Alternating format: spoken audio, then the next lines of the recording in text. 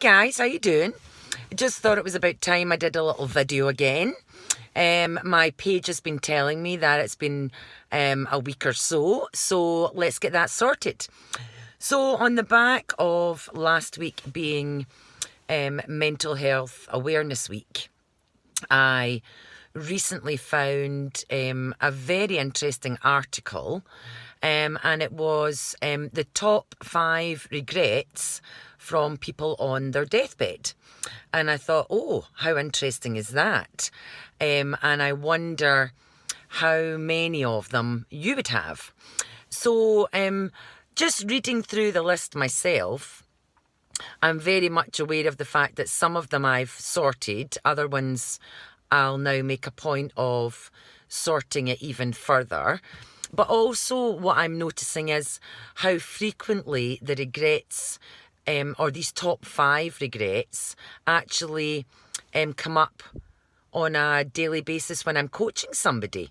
So not that they have regrets from their deathbed, but just that they are talking about some of the things that these people who have committed to this list have are looking back regretting. And quite often dealing with these people day to day, what I'm finding is that a lot of this top 5 are true for them right now.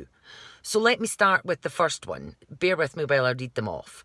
So the first one is, I wish I'd had the courage to live a life true to myself, not the life others expected of me. So I wonder what you take from that. So I wish I'd had the courage to live a life true to myself, not the life others expected of me. So what do you hear in that? So for me, I can remember, if I go back about 3.5 years ago, and working in full-time employment, and working a lot of hours, and making the decision when I was on a course that I was now going to leave my job. And I remember people saying to me at the time, once it was public knowledge that I was in fact leaving, I remember people saying to me that I was incredibly brave or courageous. And I remember thinking at the time, oh, I don't think so. I think to me it seemed the only route to get out of a job that was taking up an awful lot of my time, an awful lot of my effort, and that I felt that I could find a different way to do things. So to me, I didn't see it as brave or courageous, but I can understand why some people maybe do.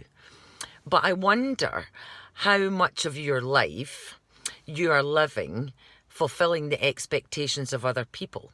So are you a little bit of a people pleaser? Do you tend to say yes because you struggle to say no? And you find that you get involved in all sorts of things, all sorts of commitments to things that maybe when you finish it, you regret doing it, or you maybe feel a little bit angry at yourself for not having the courage to step up and say, no, I'm not doing this. Number 2, I wish I hadn't worked so hard. And again, we all need to work because we've got bills to pay and stuff. So that goes without saying. But how much of your life do you find that you spend thinking about your work even when you're not there? So if you work 9 to 5, Monday to Friday, do you find that it takes you a little while to wind down on a Friday night? And are you thinking about it over the weekend? And then you maybe start to think about it much more on a Sunday because you're almost counting down how long you've got left till you go back to the drudge of a Monday morning again. So how many hours do you work in a week?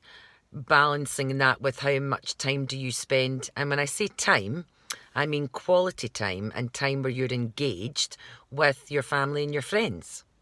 So number 2, I wish I hadn't worked so hard. Number 3, I wish I'd had the courage to express my feelings. So this would be, let me just read you the little bit that comes along with it. Many people suppress their feelings in order to keep the peace with others. As a result, they settle for a mediocre existence and never become who they were truly capable of becoming. So again, it's along the lines of people pleasing, but how often do you feel a feeling somewhere in your body, but you suppress it because you don't want to upset the other person? Or have you maybe been in a relationship where you found that your voice isn't really welcomed in that relationship, so it's not really a two-way street for you? So you don't therefore feel as an equal, so you therefore don't feel as though your opinion is enough, or would even be listened to or noticed. So number 3 is, I wish I'd had the courage to express my feelings.